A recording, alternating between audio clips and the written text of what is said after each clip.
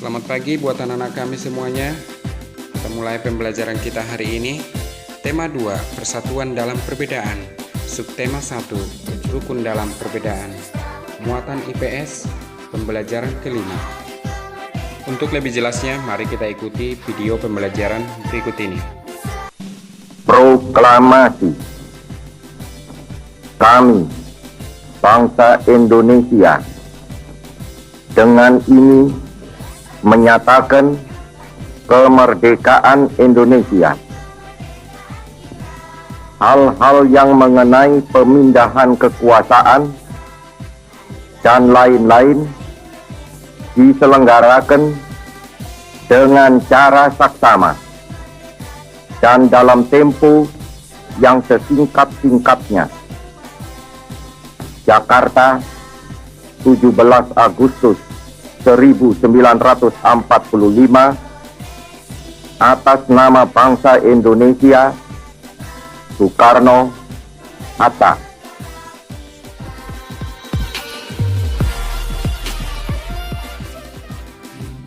Proklamasi kemerdekaan menjadi tonggak sejarah bagi perjuangan bangsa Indonesia.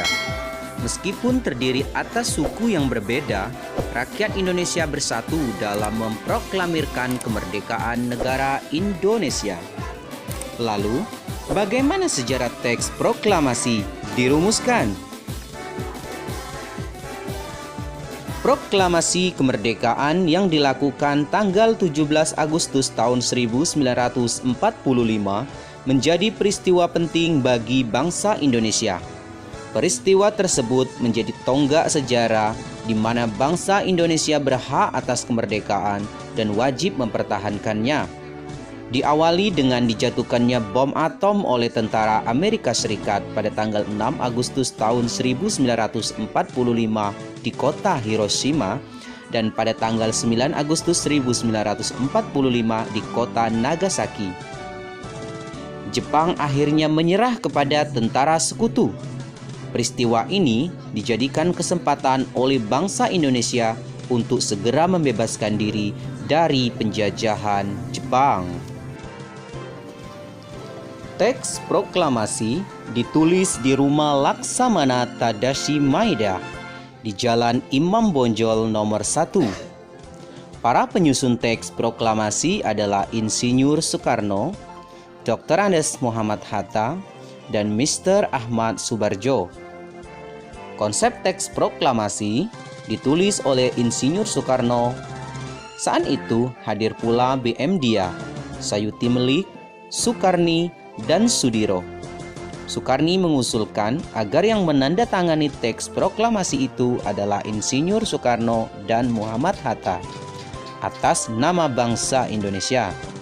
Teks proklamasi diketik oleh Sayuti Melik.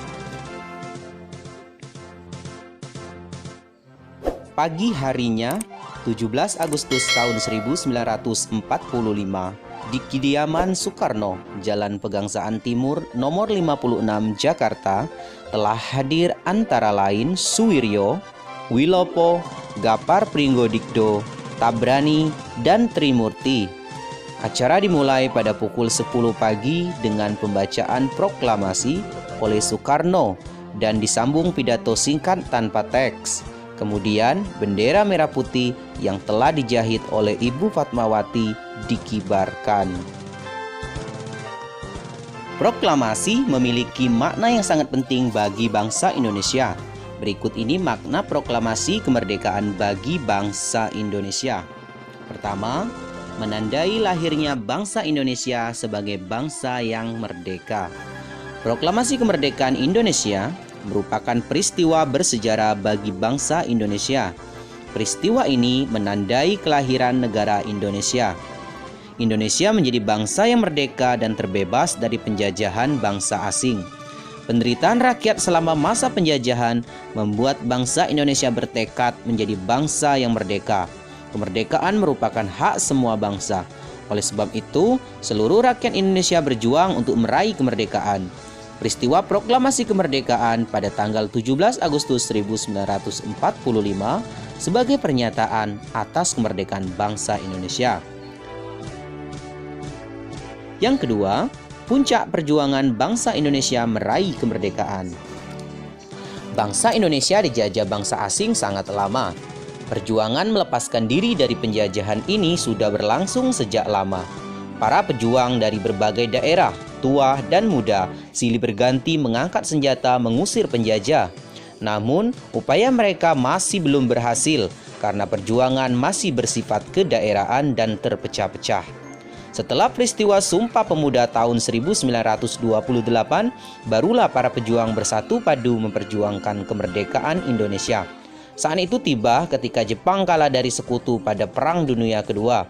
Indonesia yang pada waktu itu menjadi jajahan Jepang mengalami kekosongan kekuasaan. Terjadi perbedaan pendapat antara para pemuda dan golongan tua. Para pemuda mendesak Insinyur Soekarno dan Muhammad Hatta segera memproklamasikan kemerdekaan. Sementara itu, golongan tua tidak mau tergesa-gesa memproklamasikan kemerdekaan. Karena khawatir terjadi pertumpahan darah rakyat Indonesia, akhirnya golongan muda dan golongan tua bersatu bersepakat memproklamasikan kemerdekaan Indonesia. 3. Pengakuan dunia luar. Sebelum peristiwa proklamasi kemerdekaan, Indonesia dikenal sebagai negara jajahan bangsa asing seperti Portugis, Spanyol, Belanda, Inggris, dan Jepang. Pembacaan teks proklamasi kemerdekaan oleh Soekarno menjadi pengumuman kepada dunia bahwa Indonesia telah merdeka dan sejajar dengan negara lain sebagai bangsa yang berdaulat. Keadaan ini diikuti dengan pengakuan dari negara lain. Negara pertama yang mengakui kemerdekaan Indonesia adalah Mesir. Pengakuan kemerdekaan Indonesia kemudian diikuti oleh Suriah, Irak, Lebanon, Yaman, Saudi Arabia, dan Afghanistan. Keempat, bukti bahwa Indonesia merupakan bangsa yang mandiri. Jepang memang menjanjikan kemerdekaan bagi bangsa Indonesia, namun para pemuda menginginkan proklamasi kemerdekaan tidak dicampuri oleh Jepang. Pemuda ingin menunjukkan bahwa kemerdekaan Indonesia merupakan murni hasil perjuangan bangsa Indonesia. Kemerdekaan Indonesia bukan hasil dari pemberian bangsa asing. Proklamasi kemerdekaan Indonesia membuktikan keberhasilan bangsa Indonesia dalam mengusir penjajah. Kelima, landasan untuk bersikap terhadap dunia. Selama bertahun-tahun bangsa Indonesia dijajah oleh bangsa asing. Bangsa Indonesia harus patuh terhadap kebijakan bangsa asing kala itu. Setelah proklamasi kemerdekaan, bangsa Indonesia menjadi bangsa yang merdeka dan bebas untuk menentukan sikap terhadap dunia. Tidak ada lagi bangsa asing yang dapat memaksakan kehendaknya kepada bangsa Indonesia. Bahkan bangsa Indonesia menjadi penggagas kemerdekaan bangsa-bangsa di Asia Afrika melalui Konferensi Asia Afrika tahun 1955. Selain itu, Indonesia aktif memelihara perdamaian dunia melalui pembentukan gerakan non-blok ketika Perang Dingin berlangsung. Perang Dingin adalah perang tidak langsung antara blok Barat yang dipimpin Amerika Serikat dan blok Timur yang dipimpin oleh Uni Soviet. Indonesia dengan gerakan non-blok memilih netral, tidak memihak pihak manapun.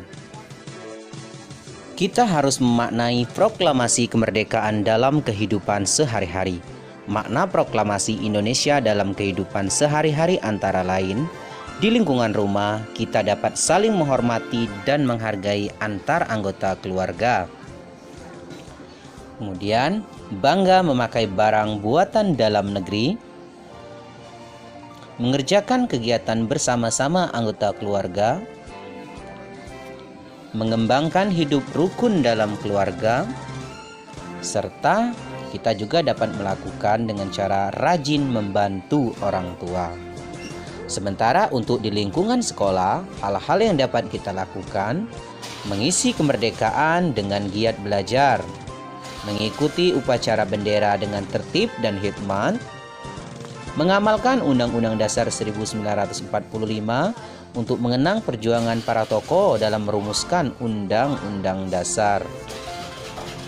Yang keempat, kita dapat mengikuti kegiatan pramuka di sekolah, serta toleransi dengan teman yang berbeda suku dan agama.